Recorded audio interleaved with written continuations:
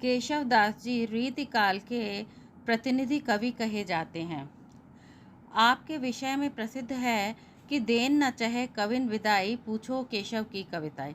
अर्थात यदि कवियों को सम्मान पूर्वक विदा नहीं देनी है तो उनसे केशव की कविता पूछनी चाहिए। आचार्य रामचंद्र शुक्ल भी केशव को कठिन काव्य का प्रेत कहते हैं। प्रस्तुत अवतरण में केशव दास ने अपने आप को सनाढ़ ब्राह्मण बताया है और उन्हें अपने सनाढ़ ब्राह्मण होने पर विशेष गर्व है। और साथ ही साथ उन्होंने इसमें रामचंद्रिका के रचना काल के विषय में भी बताया है, जो इस प्रकार है। सनाढ़ पूजा अग ओघहारी, अखंड आखंडल लोकधारी, अशेष लोकावधि भूमिचारी, समूल नाशे नृप दोषकारी। सनाढ़ की भक्ति को जिय जाग, महादेव के शूल ताके न लागे। 16 से 98 कार्तिक सुदी बुधवार, रामचंद्र की चंद्र का तब लीन हो अवतार। यहाँ पर कठिन शब्द में साथ साथ बताती जाऊंगी। सनाढ़ पूजा अग ओघधारी, यानी वो कहते हैं कि मैं सनाढ़ ब्राह्मण हूँ और मेरा वंश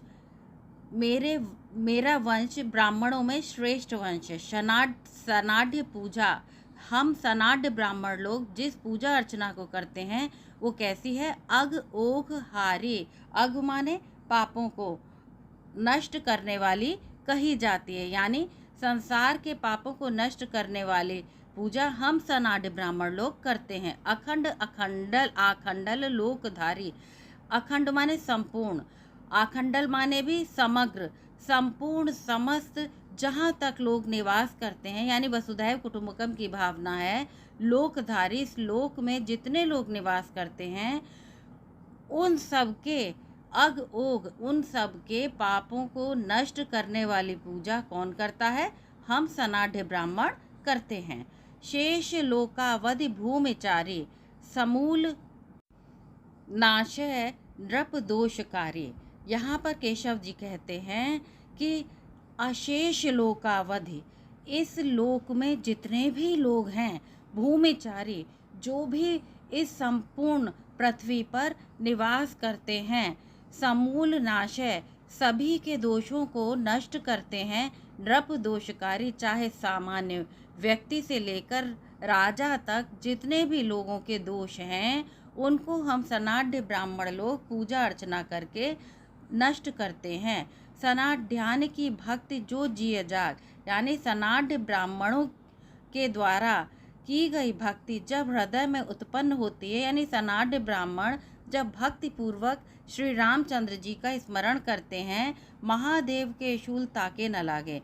तो चाहे संसार में कितने भी कष्ट क्यों ना बिखरे हुए हों और महादेव के शूल अर्थात मरणांतक कष्ट भी क्यों ना हो, व्यक्ति की मौत ही क्यों ना सामने आए, क्योंकि महादेव जी संहार के देवता भी माने जाते हैं, तो वो भी व्यक्ति को कष्ट नहीं देते हैं। अर्थात वो भी रामचंद्र जी की भक्ति करने पर दूर हो जाते हैं, यानी उसको मरणांतक कष्ट भी उसके समाप्त हो जाते हैं। 1698 कार्तिक सुद बुधवार, रामचंद्र की चंद्रिका तब लीनो अवतार।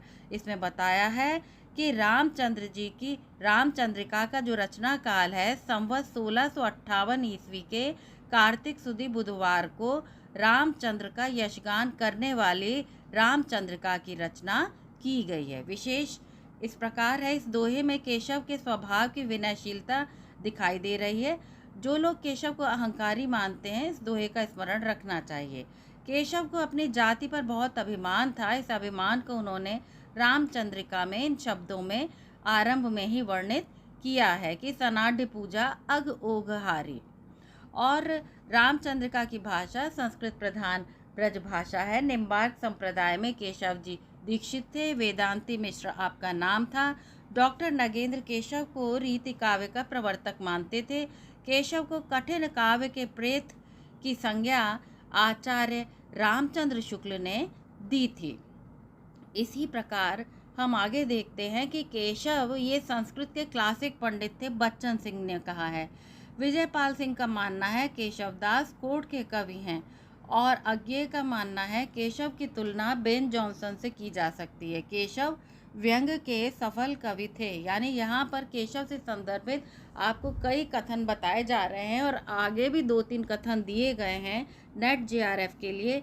या आप कोई भी परीक्षा में यदि अच्छे अंक प्राप्त करना चाहते हैं, क्वेश्चन लिख रहे हैं, तो उनका आरंभ और अंत कोटेशन से कीजिए। ये कोटेशन आपके सामने दिए हुए हैं, तभी आप अपने प्रश्नों में अच्छे अंक प्राप्त कर पाएंगे। केशव से संदर्भित एक बहुत प्रसिद्ध कथन है। केशव रसिक जीव थे। वृद्धावस्था में किसी कुएं पर स्त्रियों ने जब बाबा कहकर इन्हें संबोधित किया, या शुद्ध कर लीजिएगा, तो इनके मुंह से ये दोहा निकला था, केशव केसन अस करी बैरी जस न कराही, चंद्र बदनी मृगलोचनी बाबा कही कही जाए। उन्हें बड़ा अफसोस था कि चंद्र बदनी मृगलोचनी उन्हें बाबा कह करके जा रही हैं। यद्यपि हम आरंभ में बताया गया है कि केशव को अपने जाति के ऊपर बहुत गर्व था, वो सनाढ़ ब्राह्मण थे, लेकिन उन्होंने रामचंद्रिका की रचना की है, जिसके संबंध में यहाँ पर कुछ अंश प्रस्तुत हैं भाव साम्य के लिए।